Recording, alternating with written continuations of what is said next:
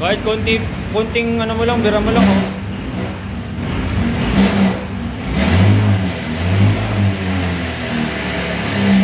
Diba? Lakas. So what is up mga boss? May ginagawa na naman tayo ngayon na Honda Click version 3 mga boss. Bali kakapalinis pa lang ng pang-girate ng customer. So sabi ng customer wala pa rin takbo. So ganito lang yung gagawin natin mga boss. Panoorin nyo lang hanggang dulo. Mag-release lang tayo ng throttle body. So ito nga pala yung mga papakasin natin mga boss. Sakali itong bucket ng upuan. So iangat natin itong mga boss. Ito yung tatanggalin natin para ma-access natin ang throttle body. So panoorin nyo lang hanggang dulo mga boss. Ganito lang yung gagawin natin. Stay tuned lang mga boss.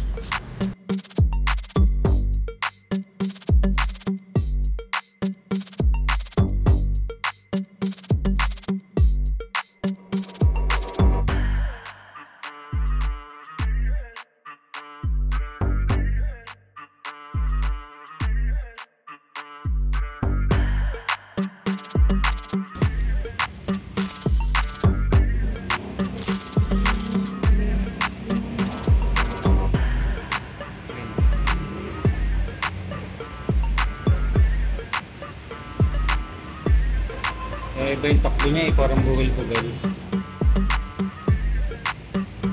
Ito nga pala mga boss yung clip. Minsan mahirap itong baklasin. So gagamit naman lang natin ito ng impact drive. So hanap po lang kayo ng baalang pasukat dyan para mabaril nyo kasi sa at maluwag na yung tornilyo na yan.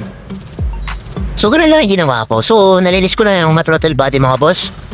So ginamitan ko lang siya ng gasolina mga boss. Pero yung o-ring niya mga boss, wag niyong babasahin. So, kailangan pag kinalas niyan, wag niyong babasahin yung o-ring.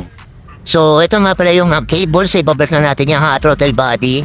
So, ito na nga pala yung throttle cable. So, may guide dito mga boss So, kailangan ititesting niyo muna kung babalik yung throttle cable. Kasi, pag halimbawa magkabaliktad yung throttle cable na yan, hindi siya matothrottle, so maglalak siya. So bago niya ikabit yan, kailangan ititesting niya muna mga boss. So ibabalik lang natin ang throttle body mga boss. So panoodin lang hanggang dulo dito mga boss kasi may gagawin tayo na pag-reset tayo ng motor. So ito mapala yung mga boss, yung gasket ng manifold. So may marking yan mga boss may sulat yan, di yan pwedeng magbaliktad mga boss So yung letter niyan dapat nakaharap dito sa may manifold sa throttle body natin mga boss. So lalagyan na lang natin ito mga boss.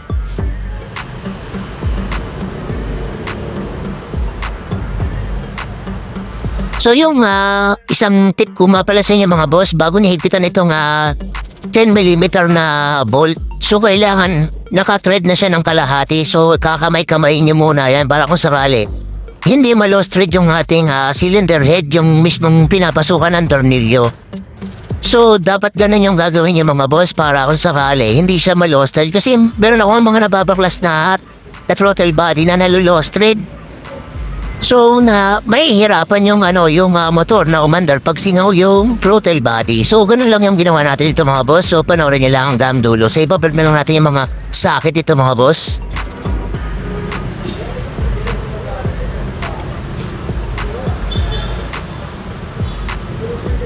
So i-check niyo lang mga boss kung okay na, kung naka-intact na yung mga socket niya. So ito na nga pala, ito na sa dito na tayo sa may connection ng battery. So hanapin niyo lang yung kulay green at brown. So gamit lang kayo ng paper clip dito mga boss. Tapos yung connection na yan yung tutusukin niya mga boss. Bali ang ginamit ko lang yung paper clip.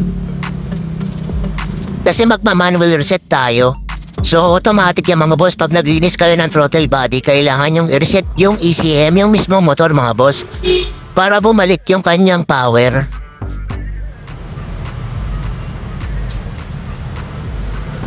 Tapos pag nalagay niya na yan mga boss, so ipo-full throttle niya yung motor.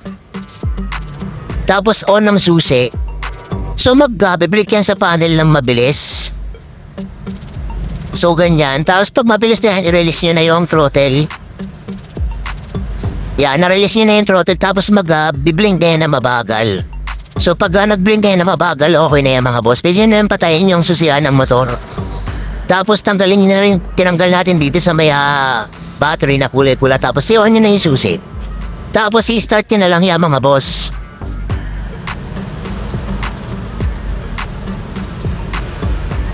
Tapos paandarin nyo lang mga boss yan. Hayaan nyo lang umandar siya na mga 5 to 10 minutes. Huwag nyo munang gagalawin ito throttle yung motor para kung sakali mag-reading yung ECM para mabasa niya yung mga sensor at maging okay na yung motor. So ganun lang yung ginawa ko rito mga boss. So lalabas na yung power niyan. Kahit hindi nyo na i-adjust yung minor. So ganito lang ginawa natin. So i-double check nyo na lang yung mga sensor nito mga boss at pwede na natin isara yung motor. So ganito lang yung ginawa natin.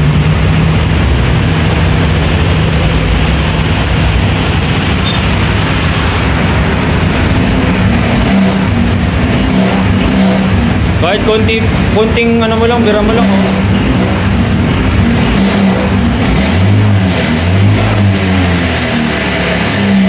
Ano, ang lakas.